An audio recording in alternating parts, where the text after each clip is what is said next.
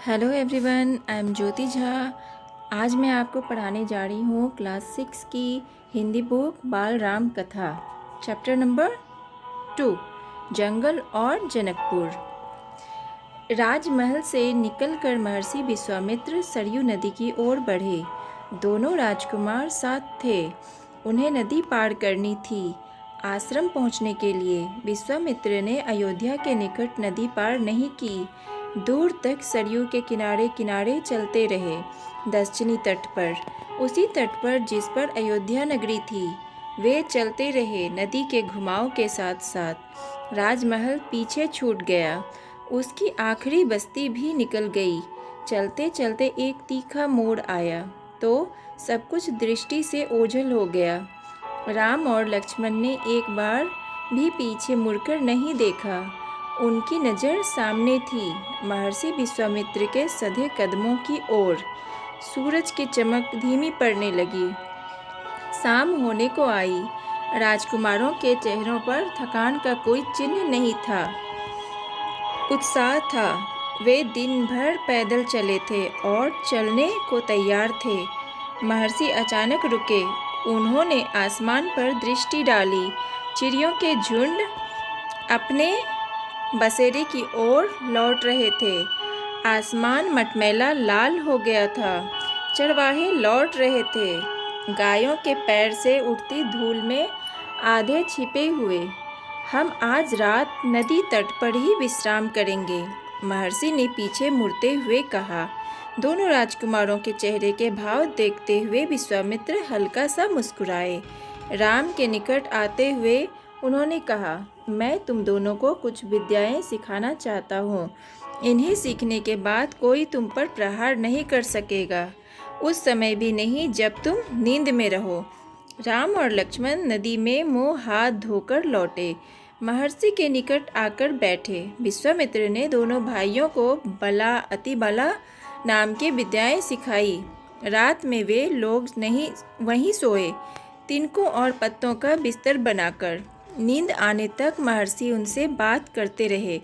सुबह हुई, यात्रा फिर शुरू हुई। मार्ग वही था, सरयू नदी के किनारे किनारे। चलते चलते वे एक ऐसी जगह पहुँचे जहाँ दो नदियाँ आपस में मिलती थी। उस संगम की दूसरी नदी गंगा थी। महर्षि अब भी आगे चल रहे थे, लेकिन एक अंतर आ गया था। राम लक्ष्मण अब दूरी बनाकर नहीं चलते थे, महर्षि के ठीक पीछे थे, ताकि उनकी बातें ध्यान से सुन सकें। रास्ते में पड़ने वाले आश्रमों के बारे में, वहाँ के लोगों के बारे में, वृक्षों वनस्पतियों के संबंध में, स्थानीय इतिहास उसमें शामिल होता था। आगे की यात्रा कठिन थी, जंगलों से होकर। उससे पहले उन्हें नदी पार करनी थी। रात में ऐसा करना महर्षि विश्वामित्र को उचित नहीं लगा। तीनों लोग वहीं रुक गए, संगम पर बने एक आश्रम में। अगली सुबह उन्होंने नाव से गंगा पार की। नदी पार जंगल था, घना दुर्गम। सूरज की किरणें धरती तक नहीं पहुंचती थी। इतना घना वह डरावना भी था। वह हर ओर से झिंगुरों की आवाज़, जानवरों की दहाड़, कर्कश ध्वनियाँ। राम और लक्ष्मण को आश्वस्त करते हुए महर्षि ने कहा, ये जानवर और वनस्पतियाँ जंगल की शोभा हैं। इनसे कोई डर नहीं है। असली खतरा राक्षसी ताड़का से है। वह यहीं रहती है। तुम्हें वह खतरा हमेशा के लिए मिटा देना है। ताड़का के डर से कोई उस वन में नहीं आता था। जो भी आता, ताड़का उसे मार डालती, अचानक आक्रमण कर देती। उसका डर इतना था कि उस सुंदर वन का नाम ताड़का वन बन पड़ गया था। राम ने महर्षि की आज्ञा मान ली, धनुष पर प्रत्यंचा चढ़ाई और उसे एक बार खींचकर छोड़ा। इतना ताड़का को क्रोधित करने के लिए बहुत था। टंकार सुनते ही क्रोध से बिलबिलाई ताड़का गरजती हुई राम की ओर दौड़ी। दो बालकों को देखकर उसका क्रोध और भड़क गया। जंगल में जैसे तूफान आ गया। विशालकाय पेड़ कांप उठे, पत्ते टूटकर इधर उधर उड़ने लगे। धूल का घना बादल छा गया, उसमें कुछ दिखाई नहीं पड़ता था। फिर ताड़का ने पत्थर बरसाने शुरू कर दिए। राम ने उस पर बाण चलाए। लक्ष्मण ने भी निशाना साधा। ताड़का बाणों से घिर गई। राम का एक बाण उसके हृदय में लगा। वह गिर पड़ी, फिर नहीं उठ पाई। विश्वामित्र बहुत प्रसन्न हुए। उन्होंने राम को गले लगा लिया। उन्होंने दोनों राजकुमारों को 100 तरह के नए अस्त्र शस्त्र दिए। उनका प्रयोग करने की विधि बताई। उनका महत्व समझाया। महर्षि का आश्रम वहाँ से अधिक दूर नहीं था, लेकिन तब तक रात हो चली थी। विश्वामित्र ने वह दूरी अगले दिन तय करने का निर्णय लिया। ताड़का मर चुकी थी, उसका भय नहीं था। तीनों ने रात वहीं बिताई, ताड़का वन में, जो अब पूरी तरह भयमुक्त था। सुबह जंगल बदला हुआ था। अब वह ताड़का वन नहीं था, क्योंकि ताड़का नहीं थी। भयानक आवाज़ें गायब हो चुकी थी। पत्तों से गुजरती हवा थी, उसकी सरसराहट का संगीत था। चिड़ियों की चहचहाहट थी, शांति थी। तस्वीर बदल गई थी। सिद्धाश्रम का अंतिम पड़ाव था, महर्षि का आश्रम। रास्ता छोटा भी था, मनोहारी भी। प्राकृतिक सौंदर्य का आनंद लेते तीनों लोग जल्दी ही आश्रम पहुंच गए। आश्रम वासियों ने उनकी अगवानी की, अभिनंदन किया। उनकी प्रसन्नता दुगुनी हो गई थी। महर्षि विश्वामित्र के आश्रम लौटने की खुशी, राम लक्ष्मण के आगमन का सुख। विश्वामित्र यज्ञ की तैयारियों में लग गए। अनुष्ठान प्रारंभ हुआ। आश्रम की रक्षा की जिम्मेदारी राम लक्ष्मण को सौंपकर महर्षि आश्वस्त थे। अनुष्ठान अपने अंतिम चरण में था, पूरा होने वाला था कुछ ही दिनों में। 5 दिन तक सब ठीक ठाक चलता रहा, शांति से, निर्विघ्न। लगता था कि राजकुमारों की उपस्थिति ने ही राक्षसों को भगा दिया है। राम और लक्ष्मण ने यज्ञ पूरा होने तक ना सोने का निर्णय किया। वे लगातार जागते रहे, चौकस रहे। कमर में तलवार, पीठ पर तुनीर, हाथ में धनुष, प्रत्यंचा चढ़ी हुई, हर स्थिति के लिए तैयार। अनुष्ठान का अंतिम दिन। अचानक भयानक आवाज़ों से आसमान भर गया। सुबाहु और मारीच ने राक्षसों के दल बल के साथ आश्रम पर धावा बोल दिया। मारीच क्रोधित था, यज्ञ के अलावा भी इस बात से कि राम लक्ष्मण ने उसकी माँ को मारा था, ताड़का को। राम ने राक्षसों का हमला होते ही कार्रवाई की, धनुष उठाया और मारीच को निशाना बनाया। मारीच बाण लगते ही मूर्छित हो गया। बाण के वेग से बहुत दूर जाकर गिरा, समुद्र के किनारे। वह मरा नहीं। जब होश आया तो उठकर दक्षिण दिशा की ओर भाग गया। राम का दूसरा बाण सुबाहु को लगा, उसके प्राण वहीं निकल गए। सुबाहु के मरने पर राक्षस सेना में भगदड़ मच गई। वे चीखते चिल्लाते भागे। कुछ लक्ष्मण के बाणों का शिकार हुए, अन्य जान बचाकर भाग खड़े हुए। महर्षि विश्वामित्र का अनुष्ठान संपन्न हुआ। राम ने महर्षि को प्रणाम करते हुए पूछा, अब हमारे लिए क्या आज्ञा है मुनिवर? महर्षि ने राम को गले लगाया, कहा, हम लोग यहाँ से मिथिला जाएंगे, महाराज जनक के यहाँ, विदेह राज के दरबार में। मैं चाहता हूँ कि तुम दोनों मेरे साथ चलो, उनके आयोजन में हिस्सा लेने। महाराज के पास एक अद्भुत शिव धनुष है, तुम भी उसे देखो। राम और लक्ष्मण अगली यात्रा को लेकर उत्साहित थे। नए स्थान देखने और जानने का अवसर। सोन नदी पार कर विश्वामित्र मिथिला की सीमा के पास पहुँचे। अपने शिष्यों और राजकुमारों के साथ वे गौतम ऋषि के आश्रम से होते हुए नगर में पहुँचे। राजा जनक ने महल से बाहर आकर विश्वामित्र का स्वागत किया। तभी उनकी दृष्टि राजकुमारों पर पड़ी। विदेह राज चकित रह गए। वे स्वयं को रोक नहीं पाए। महर्षि से पूछा, ये सुंदर राजकुमार कौन हैं? मैं इनके आकर्षण से खींचता जा रहा हूँ। ये राम और लक्ष्मण हैं, महाराज दशरथ के पुत्र। मैं इन्हें अपने साथ लाया हूँ आपका अद्भुत धनुष दिखाने।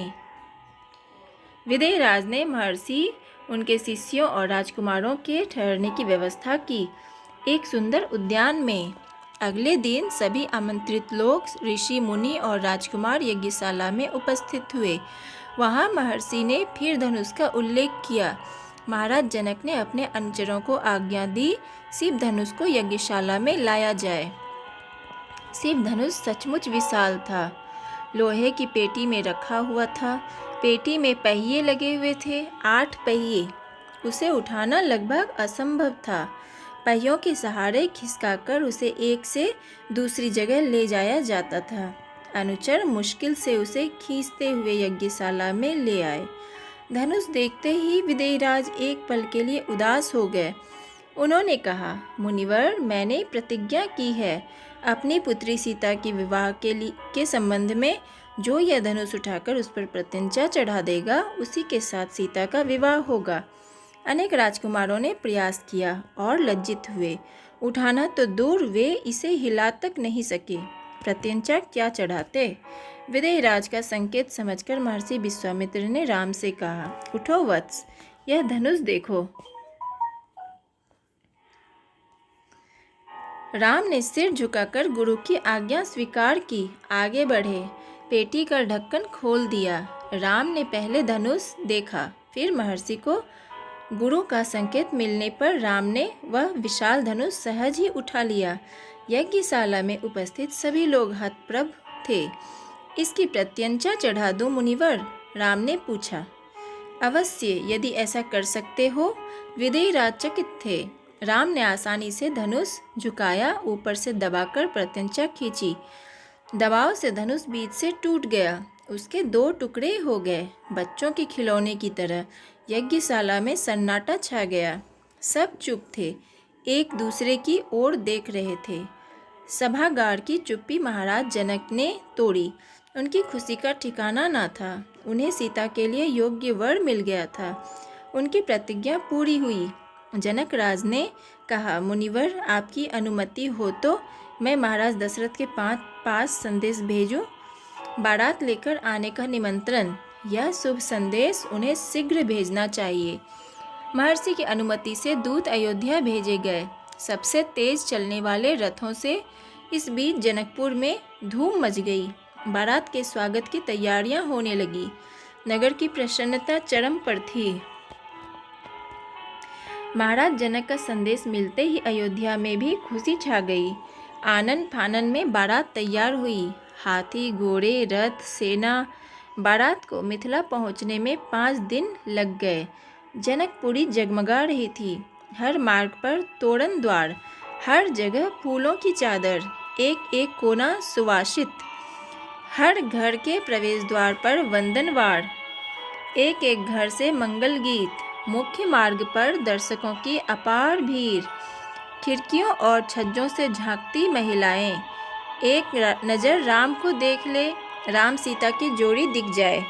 विवाह से ठीक पहले विदेहराज ने महाराज दशरथ से कहा, राजन, राम ने मेरी प्रतिज्ञा पूरी कर बड़ी बेटी सीता को अपना लिया। मेरी इच्छा है कि छोटी पुत्री उर्मिला का विवाह लक्ष्मण से हो जाए। मेरे छोटे भाई कुशध्वज की भी 2 पुत्रियां हैं, मांडवी और श्रुतकृति। कृपया उन्हें भरत और शत्रुघ्न के लिए स्वीकार करें। राजा दशरथ ने यह प्रस्ताव तत्काल मान लिया। विवाह के बाद बारात कुछ दिन जनकपुरी में रुकी। बाराती बहुओं को लेकर अयोध्या लौटे तो रानियों ने पुत्रवधुओं की आरती उतारी। स्त्रियों ने फूल बरसाए। शंख ध्वनि से गलियां गूंज उठी। यह आनंदोत्सव लगातार कई दिनों तक चलता रहा। तो चलिए बच्चों, अब ये आपका कहानी हो चुका है। अब हम इसके प्रश्न उत्तर करेंगे। तो चलिए बच्चों, पहला प्रश्न है, अयोध्या नगरी सरयू नदी के किस तट पर थी? तो आप उत्तर लिखेंगे, अयोध्या नगरी सरयू नदी के दक्षिणी तट पर थी। दूसरा प्रश्न है, महर्षि विश्वामित्र ने राम लक्ष्मण को कौन सी विद्याएं सिखाई और उसकी क्या विशेषता थी? तो उत्तर लिखेंगे आप, महर्षि विश्वामित्र ने राम लक्ष्मण को बाला, अतिबाला नाम की विद्याएं सिखाई। इन्हें सीखने के बाद कोई उन पर प्रहार नहीं कर सकेगा, उस समय भी नहीं जब वे नींद में हों। तीसरा प्रश्न है, महर्षि विश्वामित्र ने राम लक्ष्मण को कितने अस्त्र शस्त्र दिए? उत्तर लिखेंगे, महर्षि विश्वामित्र ने राम लक्ष्मण को 100 तरह के नए अस्त्र शस्त्र दिए। उसके बाद है चौथा प्रश्न, सुंदरवन का नाम ताड़का वन कैसे पड़ा? उत्तर लिखेंगे, ताड़का का डर सुंदरवन में इतना था कि सुंदरवन का नाम ताड़का वन पड़ गया था। पांचवा प्रश्न है, अनुष्ठान कितने दिनों तक चला? उत्तर लिखेंगे, अनुष्ठान 5 दिनों तक चला। छठा प्रश्न है, मारीच क्यों क्रोधित था? उत्तर लिखेंगे, मारीच यज्ञ के अलावा इस बात से क्रोधित था कि राम लक्ष्मण ने उसकी मां को मारा था। उसके बाद 7वां प्रश्न है, राजा जनक ने सीता के विवाह के संबंध में क्या प्रतिज्ञा की थी? उत्तर लिखेंगे, राजा जनक ने सीता के विवाह के संबंध में प्रतिज्ञा की थी कि जो शिव धनुष उठाकर उस पर प्रत्यंचा चढ़ा देगा उसी के साथ सीता का विवाह होगा। 8वां प्रश्न है, कौन कौन लोग यज्ञशाला में उपस्थित हुए? उत्तर लिखेंगे आप, आमंत्रित लोग मुनि ऋषि और राजकुमार यज्ञशाला में उपस्थित हुए। 9वां प्रश्न है, चारों राजकुमार का विवाह किन किन राजकुमारियों के साथ हुई? आप नाम लिखें तो आप उत्तर लिखेंगे, राम का विवाह सीता के साथ, लक्ष्मण का विवाह उर्मिला के साथ, भरत का विवाह मांडवी के साथ और शत्रुघ्न का विवाह श्रुतकीर्ति के साथ हुआ। तो ठीक है बच्चों, अब आप इसके प्रश्न उत्तर भी आप बना लीजिएगा और आप ये कहानी बार बार पढ़िएगा तो आपको समझ में आ जाएगा। आपको कैसा लगा आज ये पढ़ के, जंगल और जनकपुर पढ़ के ये कहानी? अगर अच्छा लगा हो तो लाइक कीजिए, मेरे चैनल NCERT द माइंड को सब्सक्राइब कीजिए और बेल आइकन ज़रूर दबा दीजिए ताकि मेरे हर वीडियो का नोटिफिकेशन आप तक सबसे पहले पहुँचे। तो चलिए बच्चों, bye, take care, thanks to watch my video.